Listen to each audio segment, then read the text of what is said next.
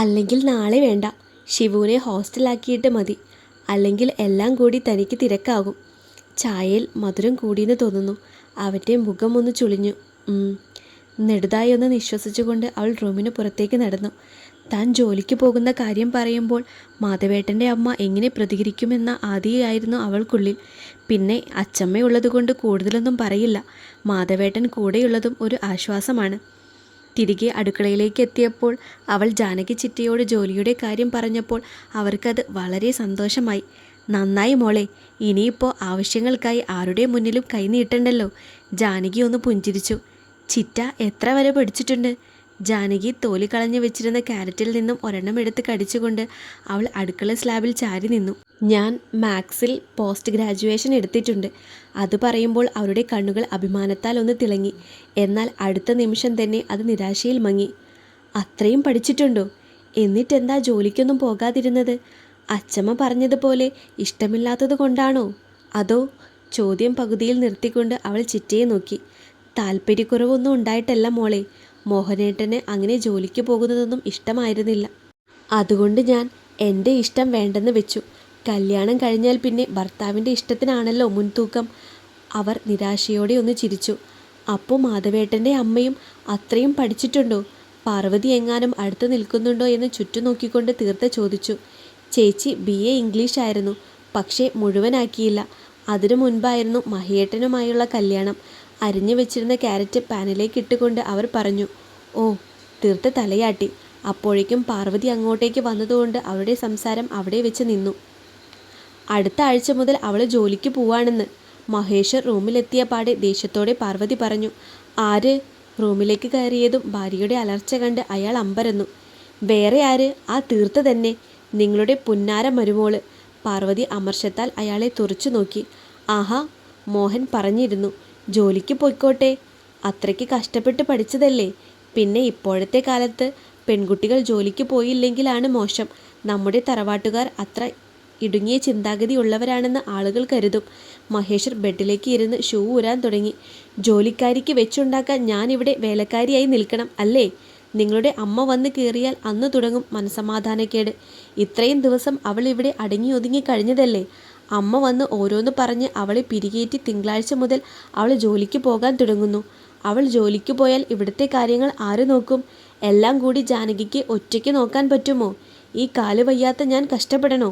പാർവതി പരാതികളുടെ കെട്ടഴിച്ചു. ഒരാളെ സഹായത്തിന് നിർത്താം എന്ന് എത്ര നാളായി ഞാൻ പറയുന്നു. നിങ്ങൾ രണ്ടുപേരും അതിന് സമ്മതിക്കാത്തത് കൊണ്ടല്ലേ?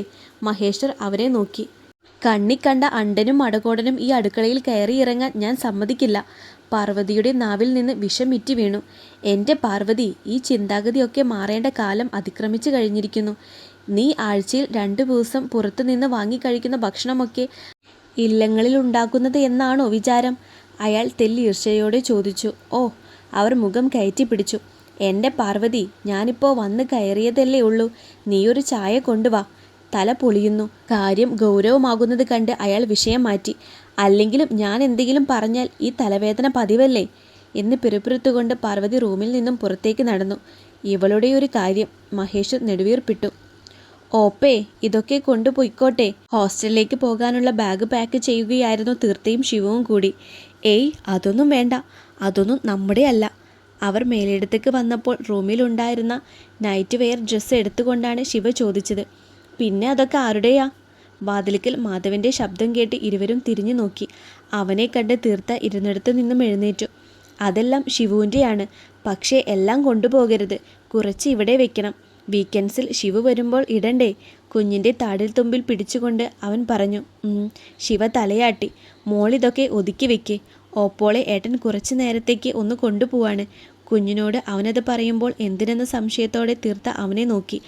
അവളോട് കൂടെ വരാൻ കണ്ണുകൊണ്ട് ആംഗ്യം കാണിച്ചിട്ട് അവൻ റൂമിന് പുറത്തേക്ക് നടന്നു. ഓപ്പ ഇപ്പോൾ വരാട്ടോ. മടക്കിക്കൊണ്ടിരുന്ന ഡ്രസ്സ് ബാഗിലേക്ക് വെച്ചുകൊണ്ട് അവൾ പുറത്തേക്ക് നടന്നു. മുകളിലേക്ക് വരാന്തയിലേക്ക് അവൻ അവളെയും കൂട്ടി ചെന്നത്. എന്തിനാ കുഞ്ഞിനോട് അങ്ങനെയൊക്കെ പറയുന്നത്? മാധവൻ്റെ ശബ്ദം കനത്തു. അത് ഞാൻ ഒരു ഉത്തരം പറയാൻ അവൾക്കായില്ല. തീർത്ത ഇപ്പോഴും എല്ലാവരുടെയും വേർതിരിച്ചാണ് കാണുന്നത്. അതിൻ്റെ പ്രശ്നമാണിത്. കൈവരിയിൽ പിടിച്ചുകൊണ്ട് അവൻ പുറത്തെ ഇരുണ്ട വെളിച്ചത്തിലേക്ക് നോക്കി. ഞാൻ അങ്ങനെയൊന്നും ഉദ്ദേശിച്ചില്ല. അവൾ അതെല്ലാം എടുത്തു വെച്ച് കഴിയുമ്പോൾ കൊണ്ടുപോകേണ്ട എന്ന് ആരെങ്കിലും പറഞ്ഞാൽ അവൾക്കത് ഭയങ്കര വിഷമമാകും. അതുകൊണ്ടാണ് ഞാൻ. തീർത്ത തല താഴ്ത്തി. കൊണ്ടുപോകേണ്ടെന്ന് ആരാ പറയുന്നത്? എല്ലാം ഞാൻ പൈസ കൊടുത്ത് വാങ്ങി വെച്ചതാണെങ്കിലും അതിൽ എനിക്ക് പോലും അവകാശമില്ല. അതെല്ലാം ഷിവുവിൻ്റെയാണ്, ഷിവുവിൻ്റെ മാത്രം. ദയവ് ചെയ്ത് താൻ ആ കുഞ്ഞിൽ നിന്നും ഞങ്ങളെ അകറ്റരുത്. അവൻ്റെ വാക്കുകൾക്ക് ഉൾക്കനം. അവന് എന്ത് മറുപടി നൽകണമെന്നറിയാതെ തീർത്ത അവനെ നോക്കി. പൊയ്ക്കോ. അപ്പോഴും അവൻ അവളെ നോക്കിയില്ല. തീർത്ത പതിയെ പിന്തിരിഞ്ഞു. മാധവ് വഴക്കായി പറഞ്ഞതാണെങ്കിലും അത് അവൾക്കുള്ളിൽ സന്തോഷമാണ് നൽകിയത്. പുറമേ സ്നേഹം പ്രകടിപ്പിക്കുന്നില്ലെങ്കിലും അദ്ദേഹത്തിൻ്റെ ഉള്ളിൽ ഞാനും ഷിവുവുമുണ്ട്. ഞങ്ങളോട് സ്നേഹമുണ്ട്. അത് മതി. വരാന്തയിൽ നിന്നും അകത്തളത്തിലേക്ക് കയറുമ്പോൾ അവൾ മെല്ലെ തിരിഞ്ഞു നോക്കി. പുറം തിരിഞ്ഞു നിൽക്കുകയാണ് അവൻ. ഒരു നോട്ടം കൊണ്ടോ ഒരു വാക്കുകൊണ്ടോ അവൻ സ്നേഹം പ്രകടിപ്പിച്ചില്ലെങ്കിലും അവളുടെ മിഴികളിൽ പ്രണയത്തിൻ്റെ ലോലഭാവം വന്നു. മനസ്സിൽ മാധവനോടുള്ള മോഹം അവളുടെ മിഴികളിൽ ഈറൻ നിലാവ് പോലെ തിളങ്ങി നിന്നു. ഷിവൂട്ടി പോയ അച്ചമ്മയ്ക്ക് പിന്നെ കളിക്കാൻ ആരാ ഉള്ളത്? സങ്കടം ഭാവിച്ചുകൊണ്ട് അച്ചമ്മ ചോദിച്ചപ്പോൾ ഷിവുവിൻ്റെ കണ്ണുകളിലും സങ്കടം വന്നു. അവൾ തലചിരിച്ച് ഓപ്പയെ നോക്കി. ആ മുഖത്തും സങ്കടം. എന്നാലും സാരമില്ല, വെള്ളിയാഴ്ച വൈകുന്നേരം ഇങ്ങ് വരണേ. അച്ചമ്മ കാത്തിരിക്കും. അവർ വാത്സല്യത്തോടെ കുഞ്ഞിൻ്റെ മൂർധാവിൽ ചുംബിച്ചു. എല്ലാവരോടും യാത്ര ചോദിച്ചുകൊണ്ട് ഷിവു കാറിലേക്ക് കയറി. മേലേടത്ത് നിന്നും സ്കൂൾ വരെ തീർത്ത ശിവയോട് ഓരോന്ന് പറഞ്ഞുകൊണ്ടേയിരുന്നു. ചെയ്യേണ്ടതും ചെയ്യേണ്ടാത്തതുമായ കാര്യങ്ങളാണ് ഏറെയും. കുഞ്ഞ് എല്ലാം മൂളിക്കേട്ടു. ഇടയ്ക്ക് അവളുടെ കണ്ണുകൾ നിറയുകയും ശിവ കാണാതെ അത് തുടയ്ക്കുകയും ചെയ്തു. പക്ഷേ മാധവ് അത് കണ്ടു. താൻ എന്തിനാ ഇങ്ങനെ സങ്കടപ്പെടുന്നത്? കാണണമെന്ന് തോന്നിയാൽ പോവാൻ പറ്റിയ ദൂരമല്ലേ ഉള്ളൂ. വെറുതെ കുഞ്ഞിനെ കൂടി വിഷമിപ്പിക്കാൻ. മാധവ് ഗൗരവത്തിൽ പറഞ്ഞപ്പോൾ തീർത്ത നിശബ്ദയായി. ഹോസ്റ്റലിലെത്തി ഫോം ഫില്ല് ചെയ്യുമ്പോൾ തീർത്തയുടെ കണ്ണുനീരിറ്റ് ഫോമിൽ വീണു. ഉള്ളിൽ നിന്നും തികട്ടി വരുന്ന സങ്കടം അവൾ ചുണ്ട് കടിച്ചു പിടിച്ച് നിയന്ത്രിച്ചു. അപ്പോഴേക്കും ഷിവുവിനെ റൂമിലേക്ക് കൂട്ടിക്കൊണ്ടു പോവാനായി കൃതികയെത്തി. പ്രിയ കൂട്ടുകാരിയെ കണ്ട് ഷിവു ഓടിച്ചെന്ന് കെട്ടിപ്പിടിച്ചു. ഇനി ഊണിലും ഉറക്കത്തിലും ഒന്നായിരിക്കാം എന്നുള്ള സന്തോഷം ആ പിഞ്ചു ഹൃദയങ്ങളിൽ നിറഞ്ഞു നിന്നിരുന്നു. ചെറു സങ്കടത്തോടെയാണെങ്കിലും ഓപ്പോളോടും ഏട്ടനോടും യാത്ര പറഞ്ഞുകൊണ്ട് ഷിവു കൃതികയ്ക്കൊപ്പം അകത്തേക്ക് നടന്നു. ബാഗ് കൊണ്ടുവയ്ക്കാൻ പിറകെ പോകാമെന്ന് തീർത്ത കരുതിയെങ്കിലും വാർഡൻ അവളെ തടഞ്ഞു. അതിനായി ഇവിടെ ആയമാരുണ്ട്, അവരറിയിച്ചു. ഷിവു പോയ വഴിയെ ഒന്നുകൂടെ നോക്കിയിട്ട് പൊട്ടിത്തകർന്ന ഹൃദയവുമായി തീർത്ത മാധവിനൊപ്പം പുറത്തേക്ക് നടന്നു. പിന്നീടുള്ള ഓരോ നിമിഷങ്ങളിലും ജീവിതത്തിൽ വല്ലാത്തൊരു ശൂന്യത വന്ന് നിറയുന്നത് പോലെ തീർത്തയ്ക്ക് തോന്നി. ജീവിതത്തിൽ ഒറ്റപ്പെട്ടതുപോലെ, ജീവിതം ശൂന്യമായതുപോലെ. അവൾ മെൻ്റലി ഒട്ടും ഓക്കെ അല്ലെന്ന് തോന്നിയതുകൊണ്ട് ഇന്ന് ജോലിക്ക് പോകേണ്ടെന്ന് മാധവ് പറഞ്ഞു. ശൂന്യമായ മിഴികളോടെ പുറത്തേക്ക് നോക്കിയിരിക്കുകയായിരുന്ന തീർത്ത മെല്ലെ മൂളി. ആ മൂളലിനു പോലും കടുത്ത വിഷാദ ചുവയുണ്ടായിരുന്നു. അവളെ മേലേടത്തേക്ക് കൊണ്ടുവിട്ടിട്ടാണ് മാധവ് ബാങ്കിലേക്ക് പോയത്. അന്നത്തെ ദിവസം ഒന്നിനും ഉത്സാഹമില്ലാതെ എന്തൊക്കെയോ ചെയ്തെന്ന് വരുത്തുകയായിരുന്നു തീർത്ത. ജാനകിയും അച്ചമ്മയും അവളെ സമാധാനിപ്പിക്കാൻ ശ്രമിച്ചെങ്കിലും അവളുടെ മനസ്സ് വല്ലാതെ അസ്വസ്ഥതപ്പെട്ടു. ജനിച്ച കാലം തൊട്ട് ഷിവു ഇല്ലാതെ ഒരു ദിവസം പോലും കടന്നു പോയിട്ടില്ല. തൻ്റെ ജീവനും ജീവശ്വാസം പോലും അവളായിരുന്നു. അവൾക്ക് വേണ്ടിയായിരുന്നു ഇപ്പോൾ ഈ വേഷം കെട്ടുന്നത് പോലും. പലപ്പോഴും തീർത്തയുടെ കണ്ണുകൾ നിറഞ്ഞൊഴുകി. സ്വന്തം അനിയത്തിയൊന്നുമല്ലല്ലോ ഇങ്ങനെ സങ്കടപ്പെടാൻ, രണ്ടാനമ്മയുടെ മോളല്ലേ. ഇടയ്ക്കുള്ള പാർവതിയുടെ കുത്തും കോളും വെച്ചുള്ള സംസാരമാണ് അവളെ കൂടുതൽ വേദനിപ്പിച്ചത്. അവൾ എനിക്കെൻ്റെ മകളായിരുന്നു, തീർത്ത മനസ്സിൽ പറഞ്ഞു. എൻ്റെ പാർവതി, നീയൊന്നും മിണ്ടാതിരി. എല്ലാവരും നിൻ്റെ പോലെയാണോ? അമ്മ രണ്ടാണെങ്കിലും ഒരു ചോരയല്ലേ. വിഷമം കാണാതിരിക്കുമോ? അച്ചമ്മ ഈർഷ്യയോടെ പറഞ്ഞത് കേട്ട് പാർവതിയുടെ മുഖം വെറുത്തു. എന്നാ പിന്നെ നിങ്ങളും ഇവളും കൂടി ആ ഹോസ്റ്റലിലേക്ക് പോ. ബാക്കിയുള്ളവന് കുറച്ച് സമാധാനം കിട്ടട്ടെ. ചുണ്ടിനിടയിലിട്ട് പിറുപിറുത്തുകൊണ്ട് പാർവതി അടുക്കളയിൽ നിന്നും തിരിഞ്ഞു നടന്നു. അവൾ പറയുന്നതൊന്നും മോള് കാര്യമാക്കണ്ട. മറ്റുള്ളവരുടെ സങ്കടമോ വിഷമമോ ഒന്നും അവൾക്ക് മനസ്സിലാവില്ല. കലങ്ങിയ കണ്ണുകളുമായി സ്ലാബിൽ ചാരി നിൽക്കുന്ന തീർത്തയുടെ തോളിൽ തട്ടിക്കൊണ്ട് അവർ സമാധാനിപ്പിച്ചു. തറയിലേക്ക് മിഴികൾ ഊന്നിക്കൊണ്ട് അവൾ മൂളി. മോള് റൂമിലേക്ക് ചെല്ല്. ഇവിടുത്തെ കാര്യമൊക്കെ ഞാനും ജാനകിയും കൂടി നോക്കിക്കോളാം. അച്ചമ്മ അവളെ നിർബന്ധിച്ച് റൂമിലേക്ക് പറഞ്ഞു വിട്ടു. അവൾ തനിക്ക് വെറും അനിയത്തി മാത്രമായിരുന്നില്ല, തനിക്ക് ജീവിക്കാനുള്ള പ്രചോദനം കൂടിയായിരുന്നു. മനസ്സ് നൊന്താണ് എൻ്റെ കുട്ടി ഇവിടെ നിന്നും പോയത്. അല്ലാതെ അവൾ ഒരിക്കലും തന്നെ വിട്ടു പോകില്ല. മുകളിലേക്ക് കയറുമ്പോൾ ഷിവുവിൻ്റെ മുറി കണ്ട് തീർത്ത കരഞ്ഞുപോയി. ഷിവുവിൻ്റെ റൂമിലേക്ക് തീർത്ത കയറുന്നത് കണ്ടാണ് ചിന്നു താഴേക്ക് പോയത്. ആ കൊച്ചു പോയത് ഹോസ്റ്റലിലേക്ക് തന്നെയല്ലേ? ഏട്ടത്തിയുടെ കരച്ചിലും പിഴിച്ചിലും കണ്ടാൽ എങ്ങാണ്ട് ചത്തുപോയ പോലെയാണല്ലോ. പാർവതിയുടെ റൂമിലേക്ക് കയറി ചെന്നുകൊണ്ട് ചിന്നു പറഞ്ഞു. ഇത്ര നേരം താഴെ കിടന്നായിരുന്നു. അവൾ എന്തിനാണ് ഇത്രയും ഓവറാക്കുന്നതെന്ന് എനിക്ക് മനസ്സിലാകാത്തത്. മടക്കി വെച്ച നേരിയതുകൾ എടുത്ത് വാർഡ്രോബിലേക്ക് ഒതുക്കി വെച്ചുകൊണ്ട് പാർവതി ചിന്നുവിനെ നോക്കി. സിമ്പതിക്ക് അല്ലാണ്ടെന്താ? ചിന്നു ചുണ്ടുകൂട്ടി. നിന്റെ അച്ഛനുള്ളത് കൊണ്ട് ഒന്നും പറയാൻ പറ്റില്ല. നിന്റെ അമ്മയും അച്ഛനെയും ഒക്കെ അവൾ പാട്ടിലാക്കി വെച്ചേക്കുമല്ലേ, പാർവതി അമർഷത്തോടെ പറഞ്ഞു. ചിന്നു വീണ്ടും എന്തോ കുറ്റം പറയാൻ തുടങ്ങിയപ്പോഴേക്കും ജാനകി അവളെ അടുക്കളയിൽ നിന്ന് വിളിച്ചു.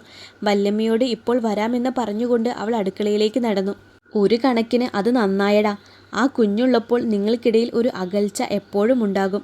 ലഞ്ച് ബ്രേക്കിൻ്റെ സമയത്താണ് മാധവ് ശിവു ഹോസ്റ്റലിലേക്ക് മാറിയതിനെക്കുറിച്ച് വിഷ്ണുവിനോട് പറഞ്ഞത്. ശിവ കാരണം ഞങ്ങൾക്കിടയിൽ എന്ത് അകൽച്ച വരാനാണ്? അവൻ നെറ്റിച്ചൊളിച്ചു. തീർത്ത കൂടുതലും ആ കുഞ്ഞിൻ്റെ കൂടെയല്ലേ. ഇപ്പോൾ ആ കുട്ടി ഇല്ലാത്തത് കൊണ്ട് നീയുമായി മിങ്കിൾ ചെയ്യാൻ അവൾ ശ്രമിക്കും. അപ്പോൾ നിങ്ങൾ തമ്മിലുള്ള അകലം കുറയും, വിഷ്ണു വിശദീകരിച്ചു. ഏയ്, അങ്ങനെയൊന്നുമില്ല. തീർത്ത നല്ല രീതിയിൽ തന്നെയാണ് എന്നോട് പെരുമാറുന്നത്. ഞാനാണ് അകന്നു നിൽക്കുന്നത്. വിഷ്ണുവിൻ്റെ കറിപ്പാത്രത്തിൽ നിന്നും ഉരുളക്കിഴങ്ങ് മെഴുക്ക് പുരട്ടി എടുത്തുകൊണ്ട് മാധവ് പറഞ്ഞു. നീ എന്തിനാടാ അകന്നു നിൽക്കുന്നത്? എന്തായാലും നീ അവളെ കല്യാണം കഴിച്ചു. ഇനി വേറൊരു കല്യാണം കഴിക്കാനും ഉദ്ദേശിക്കുന്നില്ല. പിന്നെ എന്തിനാടാ അകൽച്ച? ഉള്ള നേരം കൊണ്ട് എൻജോയ് ചെയ്യാൻ നോക്ക്. കണ്ണിറുക്കിക്കൊണ്ട് വിഷ്ണു അവനെ നോക്കി. അതിന് മറുപടി പറയാതെ അവൻ നോട്ടം തെറ്റിച്ചു. ഡാ, നിനക്ക് വേറെ പ്രശ്നമൊന്നുമില്ലല്ലോ? ശബ്ദം താഴ്ത്തിയുള്ള വിഷ്ണുവിൻ്റെ ആ ചോദ്യത്തിന് മുൻപിൽ മാധവ് പുരികം കൂർപ്പിച്ചു. എന്ത് പ്രശ്നം? അവൻ്റെ ശബ്ദം കനത്തു. അതല്ലടാ, നിനക്ക് തീർത്തയെ സാറ്റിസ്ഫൈഡ് ആക്കാൻ പറ്റില്ലേ എന്നോർത്തുള്ള അപഹർഷതാബോധം, ഇൻഫീരിയോറിറ്റി കോംപ്ലക്സ്. തെല്ലും മടിയോടെ വിഷ്ണു ചോദിച്ചു. മിണ്ടാതിരിക്കടാ. അവൻ്റെ ഒരു സംശയം. മാധവൻ്റെ മുഖത്തെ പേശികൾ വലിഞ്ഞു മുറുകി. തൻ്റെ ആണത്തത്തെ അവൻ ചോദ്യം ചെയ്തുവെന്നുള്ള തോന്നലിൽ മാധവ് ഉരുകി. ഡാ, ഞാൻ തമാശയ്ക്ക് ചോദിച്ചതാടാ. വിഷ്ണുവിൻ്റെ മുഖം മാറി. അവൻ ക്ഷമാപണം പോലെ പറഞ്ഞു. ഇതൊക്കെയാണോടാ തമാശ? ഉള്ളിൽ നിന്നും തികട്ടി വന്ന ദേഷ്യം മാധവ് മുഷ്ടി ചുരുട്ടി പിടിച്ച് നിയന്ത്രിച്ചു. പിന്നെ അവന് പറയാനുള്ളത് കേൾക്കാൻ നിൽക്കാതെ കഴിപ്പ് മതിയാക്കി എഴുന്നേറ്റുപോയി. ഷേ, അവൻ്റെ ആ പ്രവൃത്തിയിൽ വിഷ്ണു വല്ലാതായി. ഒരിക്കലും മാധവ് ഈ രീതിയിൽ റിയാക്ട് ചെയ്യുമെന്ന് അവൻ ഒട്ടും പ്രതീക്ഷിച്ചിരുന്നില്ല. അവനും ഭക്ഷണം മതിയാക്കി എഴുന്നേറ്റു. അന്നത്തെ ദിവസം മുഴുവൻ മാധവൻ്റെ മനസ്സ് കലുഷിതമായിരുന്നു.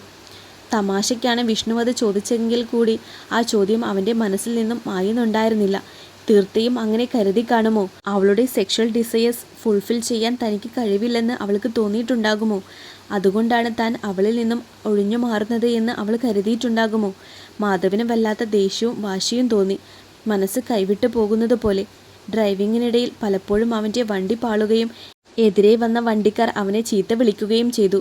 വീട്ടിലെത്തിയ പാടെ ഉമ്മറത്ത് അവനെ കാത്തിരിക്കുകയായിരുന്ന അച്ചമ്മയെ അവഗണിച്ചുകൊണ്ട് മാധവ് അകത്തേക്ക് കയറിപ്പോയി. മാധവേട്ടൻ വന്നോ? കാറിൻ്റെ ശബ്ദം കേട്ട് പൂമുഖത്തേക്ക് വന്ന തീർത്ത ചോദിച്ചു. വന്നിട്ട് റൂമിലേക്ക് പോയി. ബാങ്കിൽ എന്തോ പ്രശ്നമുണ്ടായെന്ന് തോന്നുന്നു. അവൻ്റെ മുഖമാകെ വല്ലാതെ ആയിരിക്കുന്നു. നീയൊന്ന് പോയി ചോദിച്ചു നോക്കിയേ. അച്ചമ്മ പറഞ്ഞത് കേട്ട് അവൾ പതിയെ മുകളിലേക്ക് നടന്നു. റൂമിലേക്ക് ചെല്ലുമ്പോൾ പതിവില്ലാതെ അവിടെ സിഗരറ്റിൻ്റെ രൂക്ഷമായ ഗന്ധമുണ്ടായിരുന്നു. മാധവ് സ്മോക്ക് ചെയ്യുമെന്ന് അറിയാമെങ്കിലും അതിങ്ങനെ റൂമിൽ വെച്ച് ഉണ്ടായിരുന്നില്ല. ഇതെന്താണാവോ പതിവില്ലാതെ? മുഖം ചുളിച്ചുകൊണ്ട് അവൾ അകത്തേക്ക് കയറി. ഡ്രസ്സ് പോലും മാറാതെ ചുമരിനോട് ചേർന്നുള്ള മരക്കസേരയിൽ ഇരുന്ന് ജനാലയിലേക്ക് കാല് കയറ്റി വെച്ചുകൊണ്ട് സ്മോക്ക് ചെയ്യുകയാണ് അവൻ. ഈ സമയത്തുള്ള ഇരിപ്പോ ഈ വലിയോ ഒന്നും തന്നെ പതിവില്ലാത്തതാണ്. അച്ചമ്മ പറഞ്ഞതുപോലെ ബാങ്കിൽ എന്തോ പ്രശ്നം ഉണ്ടായെന്ന് തോന്നുന്നു. ചായ എടുക്കട്ടെ? കട്ടിലിനോട് ചേർന്ന് നിന്നുകൊണ്ട് അവൾ ചോദിച്ചു. വേണ്ട, താൻ ഇവിടെ ഇരിക്കെ. സംസാരിക്കുന്നത് അവളോടാണെങ്കിലും അവൻ്റെ നോട്ടം ജനാലകളും കടന്ന് അപ്പുറത്തേക്കാണ്. തീർത്ത ബെഡിൻ്റെ അരികിൽ അമർന്നിരുന്നു. എന്തിനാണ് തന്നോട് ഇരിക്കാൻ പറഞ്ഞതെന്നറിയാനുള്ള ആകാംക്ഷ അവളുടെ കണ്ണുകളിൽ തെളിഞ്ഞു നിന്നിരുന്നു. അവളോട് എന്ത് പറയണമെന്നോ എങ്ങനെ ചോദിക്കണമെന്നോ ഒന്നും തന്നെ മാധവൻ അറിയില്ല. എന്നാൽ അവൾക്ക് മുൻപിൽ താനൊരു കഴിവില്ലാത്തവനാണോ എന്നുള്ള ചിന്ത അവനെ അലട്ടി. പുക ഉള്ളിലേക്ക് എടുത്തുകൊണ്ടവൻ പുറത്തേക്ക് ഊതിവിട്ടു. അവർക്ക് ചുറ്റും പുകച്ചുരുളുകൾ പാറി നടന്നു. ആ പുകച്ചുരുളുകൾ അവൾക്ക് ചെറിയ അസ്വസ്ഥത ഉണ്ടാക്കി. തീർത്ഥമെല്ലെ അവനെ ഒന്ന് പാളി നോക്കി. ആ മുഖം വല്ലാതെ വലിഞ്ഞു മുറുകിയിരിക്കുന്നു. അത് കണ്ട് സ്നേഹത്താൽ അവളുടെ കണ്ണുകൾ ചെറുതായി. എന്താ മാധവേട്ടാ? ആ ഇരിപ്പ് തുടങ്ങിയിട്ട് നിമിഷങ്ങളായിരുന്നു. ഇത്ര നേരമായിട്ടും മാധവ് അവളെ ഒന്ന് നോക്കിയതുപോലുമില്ല. Do you want to have sex? ഒട്ടും പ്രതീക്ഷിക്കാത്ത ആ ചോദ്യം കേട്ട് തീർത്ത അന്താളിച്ചു പോയി. അവൾ തുറിച്ച കണ്ണുകളോടെ മാധവനെ നോക്കി. പെട്ടെന്നാണ് താൻ എന്താണ് പറഞ്ഞത് എന്നുള്ള ബോധ്യം മാധവനുണ്ടായത്. ഛേ, താൻ ഇതെന്താ പറഞ്ഞത്? അവൾ തന്നെക്കുറിച്ച് എന്ത് വിചാരിച്ചിട്ടുണ്ടാകും? മാധവന് അവളെ ഫേസ് ചെയ്യാൻ വല്ലാതെ ബുദ്ധിമുട്ട് തോന്നി. ഇപ്പോഴും അന്തിച്ച് അവനെ തന്നെ നോക്കിയിരിക്കുകയാണ് തീർത്ത. മാധവ് എന്തിനാണ് തന്നോട് ഇങ്ങനെയൊരു ചോദ്യം ചോദിച്ചതെന്ന് അവൾക്ക് മനസ്സിലായില്ല. തൻ്റെ ഭാഗത്തു നിന്നും അങ്ങനെ എന്തെങ്കിലും അദ്ദേഹത്തിന് തോന്നിയോ? തീർത്ത പരവശത്തോടെ മുഖം താഴ്ത്തി.